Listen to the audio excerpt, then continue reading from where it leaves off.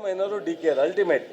ನಾನು ಬಿಡಿ ನನ್ನಂತ 138 ಜನ ಇದ್ದೀವಿ. ಮಂತ್ರಿ ಇರ್ಬೋದು, ಶಾಸಕರು ಇರ್ಬೋದು. ಬೇಸಿಕಲಿ ನಾವು 138 ಜನ ಇದ್ದೀವಿ. ಅದರಲ್ಲಿ ನಾವು 136 ಜನ ಬಿಡಿ, ಇನ್ನಿಬ್ಬರು ಅವರಿಬ್ಬರು ಎಲ್ಲಾರ ಮಾತಾಡಿದ್ದು ನೋಡಿದ್ದೀರಾ? ಅದಕ್ಕಿಂತ ಇನ್ನೇನು ಬೇಕು? ನಮ್ಮ ಪಾರ್ಟಿ ಯುನೈಟ್ ಆಗಿದೆ. ಸುರ್ಜೇವಾಲ ಅವರು ಬಂದಿರೋದು. ಸೊ ಸರ್ಕಾರದಿಂದ ಸಾರ್ವಜನಿಕರಿಗೆ, ರೈತರಿಗೆ ಒಳ್ಳೆ ಕೆಲಸ ಆಗಬೇಕು. ಏನಾಗ್ತಾ ಇದೆ ಅನ್ನೋದನ್ನು ಅವರು ಒಂದು ರಿವ್ಯೂ ಮಾಡ್ತಾ ಇದ್ದಾರೆ. ಅಷ್ಟು ಬಿಟ್ಟರೆ ನಥಿಂಗ್.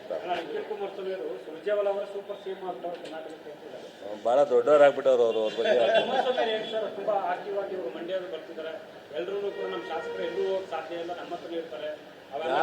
ಯಾರು ನಾವು ಕರೆದಿದ್ವಾ?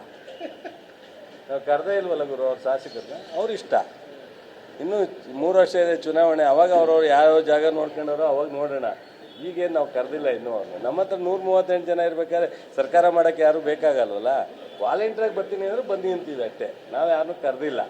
ಸೊ ಅದರಿಂದ ಕುಮಾರಸ್ವಾಮಿ ಅವರು ಅದು ಯಾವ ಥರ ಮಾತನಾಡ್ತಾರೋ ಗೊತ್ತಿಲ್ಲ. ನಮಗೇನು ಅದರ ಅವಶ್ಯಕತೆ ಏನಿಲ್ಲ. ಚೆನ್ನಾಗಿರಲಿ.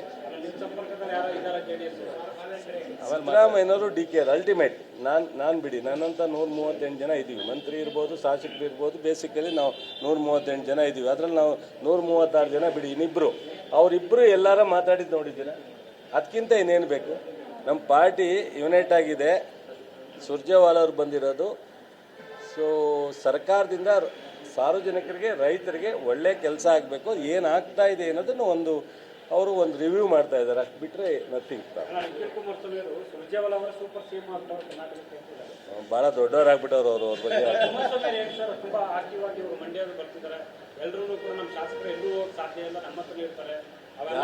ಯಾರು ನಾವು ಕರೆದಿದ್ವಾ?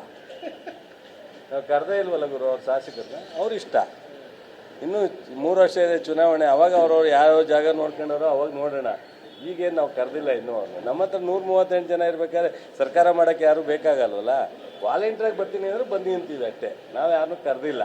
ಸೊ ಅದರಿಂದ ಕುಮಾರಸ್ವಾಮಿ ಅವರು ಅದು ಯಾವ ಥರ ಮಾತನಾಡ್ತಾರೋ ಗೊತ್ತಿಲ್ಲ. ನಮಗೇನು ಅದರ ಅವಶ್ಯಕತೆ ಏನಿಲ್ಲ. ಚೆನ್ನಾಗಿರಲಿ.